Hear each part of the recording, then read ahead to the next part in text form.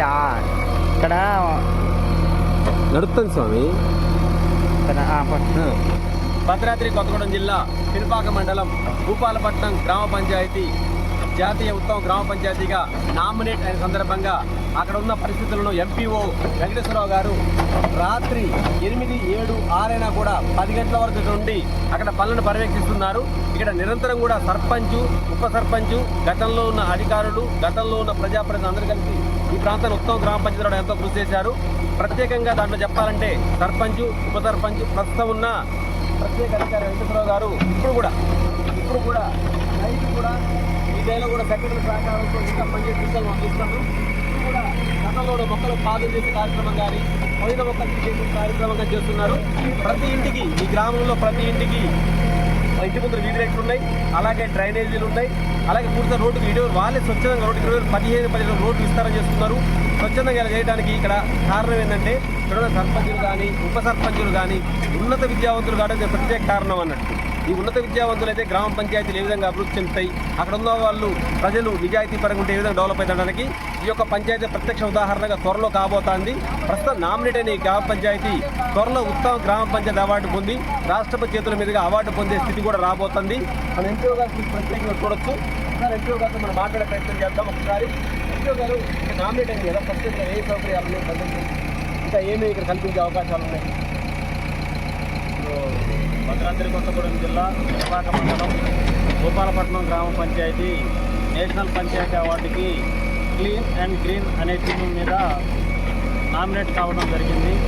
ఆ నామినేషన్ ప్రక్రియలో భాగంగా ఏవైతే ఏ పారామీటర్స్లో మాకు నామినేట్ అయిందో ఆ పారామీటర్స్ అన్నీ కూడా కరెక్ట్గా మేము వాళ్ళకి చూపించాల్సిన అవసరం ఉన్నది. అది వాళ్ళు సాటిస్ఫై అయితే కనుక సెంట్రల్ టీం వచ్చేసి మాకు అవార్డుకి రికమెండ్ చేస్తుంది. అందులో భాగంగా మా ప్రయత్నం, మానవ ప్రయత్నం ఏదైతే ఉందో, మేము గవర్నమెంట్ జీతం తీసుకుంటున్నాం కాబట్టి అవార్డు అనేది పినపాక మండలానికి రావడం కోసం బాగా కష్టపడుతూ నా తోటి సెక్రటరీల సహాయం తీసుకొని, ఎంపీడబ్ల్యూ సహాయం తీసుకొని మొత్తం కూడా క్రెమిటోరియా కానివ్వండి, ఊరు మొత్తం కూడా క్లీన్ అండ్ క్లీన్ చేయాలనే దృక్పథంతో మొత్తం రాత్రింబవళ్ళు శ్రమిస్తున్నాం. ఇందులో అందరి పాత్ర ఉన్నది. దీనికి ప్రతిఫలం మాకు నేషనల్ టీం వచ్చి అవార్డు ఇస్తే కనుక నేను ముఖ్యంగా చాలా సంతోషిస్తాను. ఎందుకంటే ప్రజల్ని గుర్తించిన విధంగా రాష్ట్ర ప్రభుత్వమే కాకుండా కేంద్ర ప్రభుత్వం కూడా గుర్తించిన పురస్కారం దక్కుద్ది అనేది నాకు కేవలం మా పరంగా ఏంటంటే సార్, గతంలో మేము చూసినాం, గత 10 సంవత్సరాలు చూస్తాం. ఎప్పుడు కూడా ఎక్కడ చూసినా కూడా రోడ్డు మీద గతంలో మీరు రాకముందు ప్రతి సంవత్సరం ఈ చలికాలం వచ్చినా, వర్షాకాలం వచ్చినా ఒక 10-20 మంది యాక్సిడెంట్ చనిపోయి సార్. ఇంతవరకు ఒక్క ప్రమాదం మీరు వచ్చిన దగ్గర నుంచి 1-2 చిన్న తరహా పరిస్థితులు వాళ్ళు స్వచ్ఛంగా జరిగిన ప్రమాదాలు తప్ప పెద్ద ప్రమాదం జరిగి పినపాక ఎక్కడా లేదు. దానికి కారణం మీరు ఎందుకు ఇట్లా రోడ్ ఎక్స్టెండ్ చేయాలని కారణం దానికి తీసుకున్నారా, ఇంకేమైనా కారణం ఉందా సార్? ఇప్పుడు మీరు చిన్న ఉదాహరణ చెప్తానండి.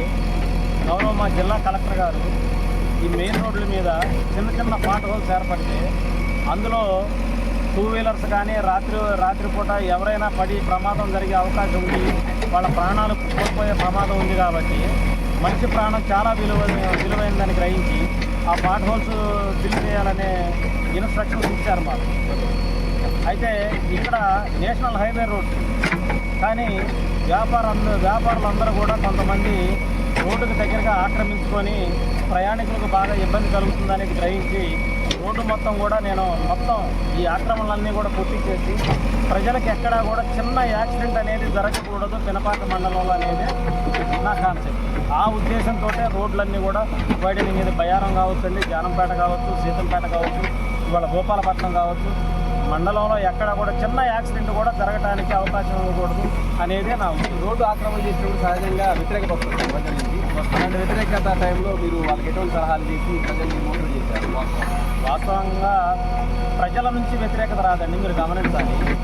ఎవరైతే అక్రమార్కులు అంటే అక్రమంగా ఆక్రమించి వ్యాపారాలు చేసుకుంటున్నారో వాళ్ళకి ఇబ్బంది తప్పించి ఒక్క ప్రజ కూడా ఇబ్బంది పడలేదు. రాత్రి ఈ టైంలో కూడా సార్ మేము చూస్తున్నాం, నైట్ 11, 12, 1 గంట, మొన్న 4 కూడా అయింది. అసలు అర్ధరాత్రి మాకు తెలిసిన దగ్గర నుంచి పనిచేసిన అధికారులు అయితే మేము మా జిల్లాలో పోలేదు. వాస్తవం మేము ఇక్కడ 5-6 గ్రామ పంచాయతీకి వస్తాం ఆశించినాం సార్, నామినేట్ అయిద్దని. ఇక్కడ ఒకే గ్రామ పంచాయతీ అయింది. దీన్ని కూడా ఖచ్చితంగా మా కేంద్ర ప్రభుత్వం గుర్తించి ఖచ్చితంగా రావాలని మనస్ఫూర్తి కోరుకుంటున్నాం సార్. అయితే మీ కష్టం 100% ఉంది. ప్రజలందరూ గమనిస్తున్నారు. ఇంతకుముందు ఎంపీఓ విధులు ఏంటో నాకు తెలిసి మండలం ఎవరికి తెలియదు. మీరు వచ్చిన తర్వాత ఎంపీఓ ఏం చేస్తారు, ఎంపీఓకి ఇన్ని విధులు ఉంటాయి అన్న సంగతి మాకు కూడా ఈవెన్ మీడియాకు కూడా తెలిసే పరిస్థితి వచ్చింది. వాస్తవం. ఓకే సార్, దీనికి మీకు ఇన్స్పిరేషన్ ఎందుకు సార్? ఇట్లా మీరు చేయాలి ఎందుకు? అందరి అధికారులు కూర్చోవచ్చు కదా రూములలో, కూర్చోవచ్చు, నా జీతం నేను తీసుకొచ్చాను. కానీ ఏజెన్సీ ప్రజలు చాలా మంచివాళ్ళు. ఏజెన్సీలో మనం పనిచేస్తున్నామంటే అది చాలా అరుదైన గౌరవం అది. ఎందుకంటే అన్న తల్లిదండ్రులు పంపించారు, మనకి ఉద్యోగం వచ్చింది, అటెండెన్స్లు రాసుకున్నాం, ఉద్యోగం వచ్చింది. మనం జనానికి సేవ చేసే అదృష్టం మనకు కలిగింది. కాబట్టి దాన్ని వినియోగించుకొని మనం ఏ మేరకైతే ప్రజలకు సేవ చేయగలమో ఆ మేరకు ప్రజలకు సేవ చేయాలనేది ఉద్దేశం అండి. ఇందులో వేరే ఏం లేదు. అందులో గిరిజన ప్రాంతం చాలామంది అమాయకులు ఉన్నారు. నిజం సార్, ఏజెన్సీ ప్రాంతాలు మేము చూసాం, మీతో పాటు మేము కూడా వచ్చినాం. మిగిలి ఒక 11 ఆదివాసీ గ్రామాల్లో మీరు నడుచుకుంటూ వెళ్ళారు, దారిలేని గ్రామాలు. వాళ్ళకు కూడా మీరు మన పంచాయతీలు మంచిగా నామినేషన్ మంచిగా రావాలి కల్పించారు. కలెక్టర్ గారికి కానీ అంటే బోర్లు వేయించాను. ఆదివాసీ గ్రామాలకి ఎండాకాలంలో నీటికి ఇబ్బంది లేకుండా బోర్లు వేయించాను. ప్రత్యేకంగా నేను గతంలో ఉన్న ఐటీడీఏ పీఓ గారిని నేను వెళ్ళి కలిసి ఇన్వైట్ చేశాను. సార్, నా దగ్గర ఇట్లా ఉన్నది, నేను ఇట్లా చేశాను, తమరు వస్తే కొద్దిగా కాస్త కూర్చో ప్రభుత్వ నిధులు ఏమన్నా వాళ్ళకి ఇవ్వగలిగితే కనుక ఇంకా వాళ్ళని డెవలప్ చేయగలం. కొన్ని ఏరియాలో సోలార్ సిస్టమ్ పెట్టే అవసరం ఉన్నది. కానీ సోలార్ సిస్టమ్ పెట్టాలి. పై అధికారి వచ్చి చూసినప్పుడు ఏంటంటే అక్కడ పడే ఇబ్బంది తెలుస్తుంది. వాళ్ళు ప్రజలు ఇబ్బంది పడకుండా ఉండటానికి ఎవరైనా ఏం చేయగలరో ఆ సాయం చేస్తారనే ఉద్దేశంతో గౌరవం ఐటీడీఏ పీఓ గారిని కూడా కొన్నిసారి కలవడం ఈరోజు సార్కి ప్రమోషన్, కలెక్టర్ ప్రమోషన్ సార్. ఇప్పుడున్న ప్రస్తుత పీఓ గారిని కూడా కలిసి ఒక్కసారి నేను ఇక్కడ ఉన్న బాధలు, ప్రజల బాధలు సార్కి తెలిపి ఒకసారి అయితే తీసుకొచ్చి సార్ని చూపించాలనే కోరికైతే నాకు త్వరలో సార్ని పూర్తి ఎందుకు ఇక్కడ ఏం చేస్తాం త్వరలో పూర్తి స్థాయిలో ఎస్పీఎస్లో ఒక గంట ఇంటర్వ్యూతో మన సార్ని కలుద్దాం. ప్రస్తుతానికి సార్ కూడా వర్క్ విధులు ఉన్న సార్ డిస్టర్బ్ చేయడం ఉద్దేశం లేదు కాబట్టి ఇంతతో ముగిస్తున్నాం. Thank you.